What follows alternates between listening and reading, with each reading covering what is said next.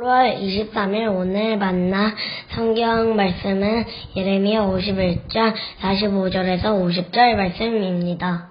나의 백성아, 너희는 바빌로니아에서 탈출하여 목숨을 건져라. 주의 무서운 분노 앞에서 벗어나라. 너희는 이 땅에서 들리는 소문에 낙담하거나 두려워하지 말아라. 이 해에는 이런 소문이 떠돌고 저 해에는 저런 소문이 떠돌 것이다. 온 나라의 폭력이 판을 치고 통치자들이 서로 싸운다는 소문도 들릴 것이다. 그러므로 보아라, 내가 바벨론의 시생들에게 벌을 내릴 날이 다가왔다. 그날에 온 나라가 수치를 당하고 칼에 찔려 죽은 모든 사람이 그 한가운데에 널려 있을 것이다. 바벨론을 멸망시키는 자들이 북녘에서 밀려올 것이니 하늘과 땅과 그 안에 있는 모든 것이 바벨론의 파멸을 보며 기뻐서 노래할 것이다. 나 주의 말이다.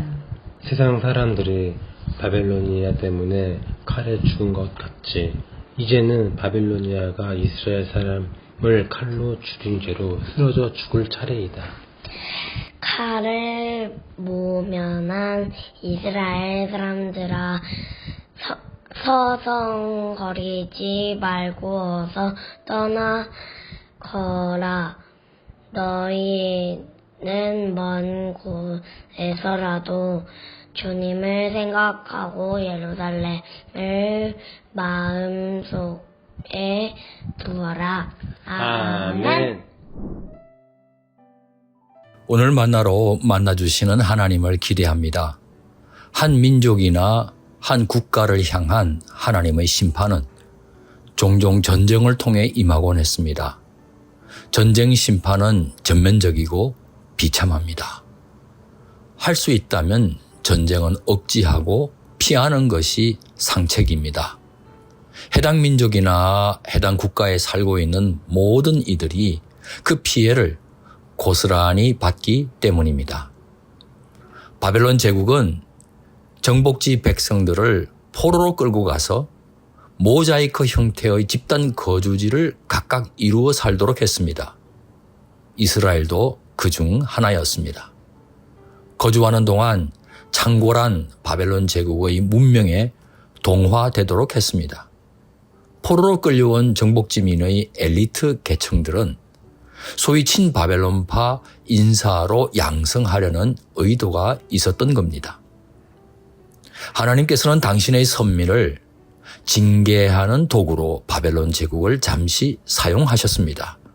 하지만 이 바벨론 제국도 새로운 신흥 패권자를 일으켜 심판하시려는 계획을 세우셨습니다.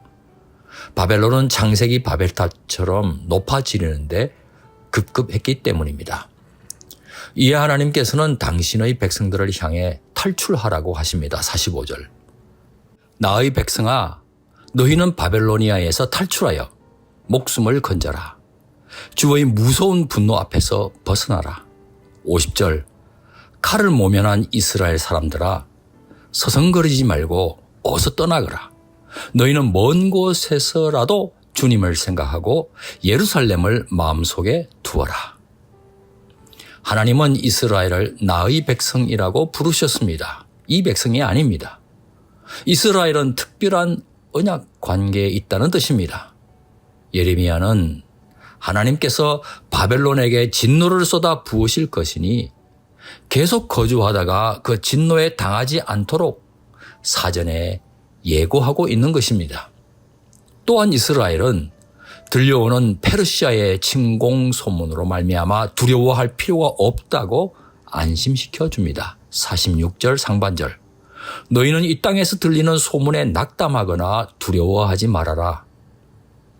전쟁과 난리는 언제든 있을 수 있지만 하나님의 탈출 명령에 순종하는 당신의 선민들은 지켜 보호해 주시겠다는 뜻이 담겨 있습니다. 지금 우리도 세상에서 환난을 마주하고 당하기도 하지만 우리 하나님은 세상을 이겨버리신 전능하신 주권자이십니다. 우리에게 임할 환난에 대해서도 사전에 경고해 주기도 하시고 혹시 환난의 우겨쌈을 당하여도 아주 망하지는 않도록 지켜 보호해 주시는 줄 믿습니다. 늘 하나님을 바라보는 가운데 하나님의 뜻을 구하기를 힘써야 할 것입니다.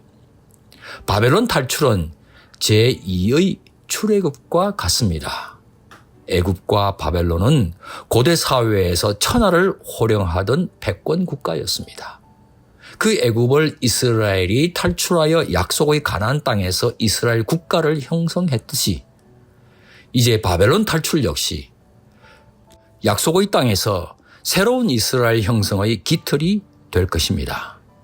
이스라엘은 바벨론의 미련을 두고 서성거리지 않아야 합니다.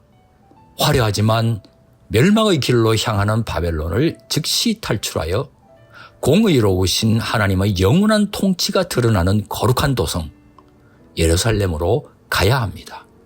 도중에 다른 데 마음을 빼앗기거나 멈추지도 않아야 합니다. 오직 여호와 하나님과 예루살렘을 마음에 두며 걸어가야 합니다. 예수님께서는 누가복음 15장에서 타향에서 허랑방탕한 삶을 사는 동안 가산을 탕진해버린 둘째 아들에 관한 비유 이야기를 하셨습니다. 둘째 아들이 가야 할 곳은 아버지 집입니다. 오직 아버지를 마음에 두고 최종 목적지인 아버지 집을 향해 걸어가야 했습니다. 아버지 품에 안길 때까지 도중에 머뭇거리거나 멈추지 않아야 했습니다.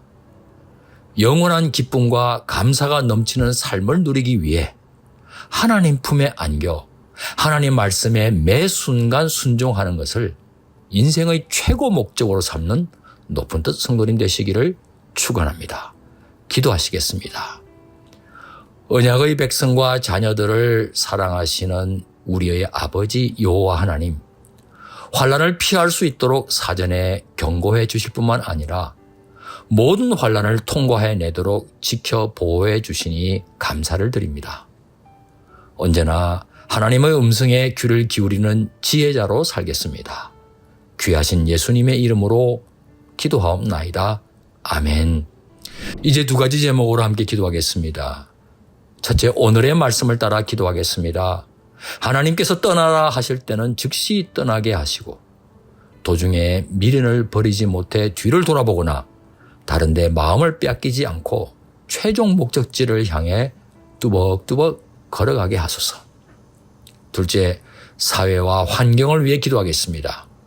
우리 사회가 바벨론처럼 버림받지 않고 하나님의 뜻이 이루어지는 하나님 나라 목적지가 되게 하시고 자연 환경도 하나님의 영광을 드러내는 피조 세계가 되게 하옵소서. 이 제목으로 기도하신 후에 개인 기도를 계속하시겠습니다.